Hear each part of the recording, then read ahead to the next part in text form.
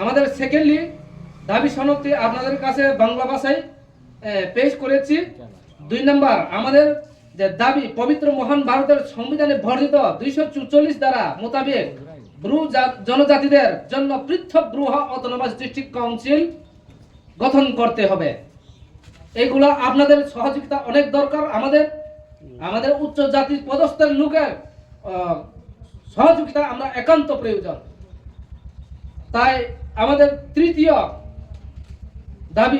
দাবি হচ্ছে, আপনারা জানেন খমলঙ্গে যে 2 বীর হোসেন শাহর সাথে যুদ্ধ করে রাইকসম নামে যে ব্রু রাইকসম নামে যে বীর 2 যোদ্ধা বীর, তাদের নাম কি করা হচ্ছে?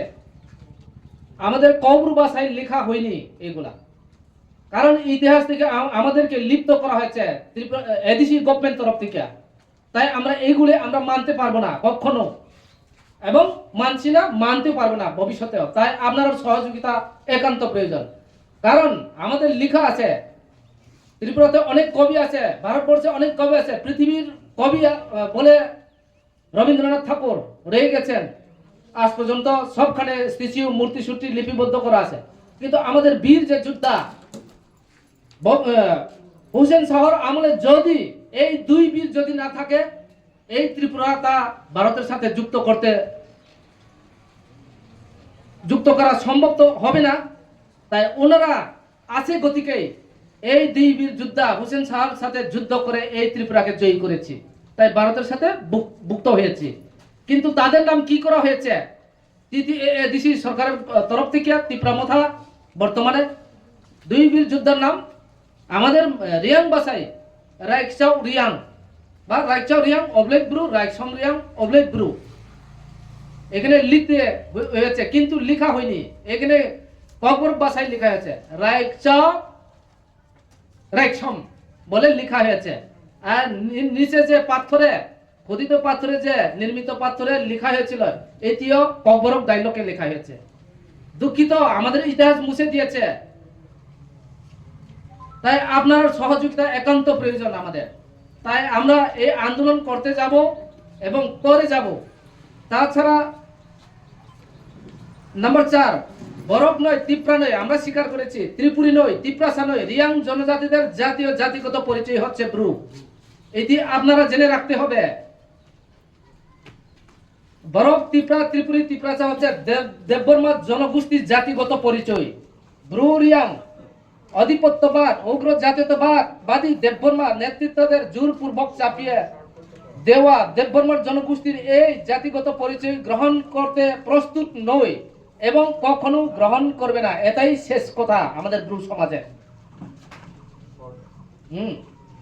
তাছাড়া আরো অনেক কিছু আমাদের বিদ্যুৎ ক্ষমতা TTAADC আপনারা জানেন, রাজ্য সরকার যেভাবে চলিতেছে, কিন্তু এডিসি যে TTAADC আন্ডারে যেভাবে বঞ্চিত শোষিত মাইনরিটি জনগোষ্ঠী বা SC OBCদের কি করা হয়েছে, এদের জন্য আমরা একটা প্রস্তুতি নিয়েছি, দাবি সনদ পেশ করেছি। আবার ত্রিপুরা রাজ্যে বসবাসকারী প্রতিটি জনজাতি বা SC OBC জনগোষ্ঠী স্বশাসনের অধিকার ও ক্ষমতার ভারসাম্য, ব্যালেন্স অফ পাওয়ার, ইংরেজিতে বলা হয় ব্যালেন্স অফ পাওয়ার, অধিকার ও ক্ষমতার ভারসাম্য নিশ্চিত করতে বিদ্যুৎ ক্ষমতা প্রতিস্থাপন TTAADC-তে বহুস্তরীয় স্বশাসন ব্যবস্থা চালু করতে হবে।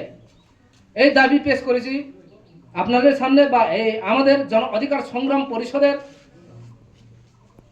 কনভেনশনে এই কয়েকটি দাবি নিয়ে আমাদের আন্দোলন করতে হবে, আমাদের লড়াই করতে হবে। তাছাড়া শুধু আমাদের ব্রু সমাজের দাবি নয়, মণিপুরি হোক, যেমন চাকমা হোক, মগ হোক, হালাম হোক, যতগুলা জনজাতির মধ্যে ছোট ছোট যে মাইনরিটি ট্রাইব আছে বা SC OBC আছে, তাদের জন্য দাবি আনুক, তাদের দাবি পেশ করুক।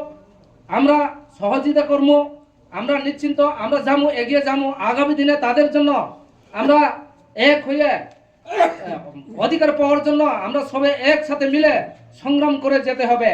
তাই এই স্বীকৃতি দিয়ে আমি আর বেশি সংক্ষিপ্ত আলোচনা রাখছি না। তাই আমার আগের বক্তারা আরো অনেক রয়ে গেছে, ওনারা এইগুলি আরো বিস্তারিত ভালোভাবে আলোচনা করবেন।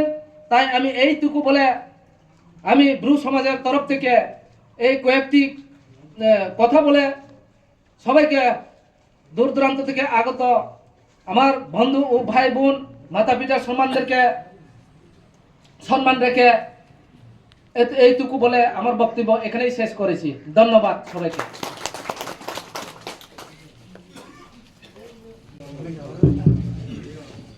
কমিটিতে যারা আছেন অনেকের মোবাইল নাম্বার খাতার মধ্যে নেই।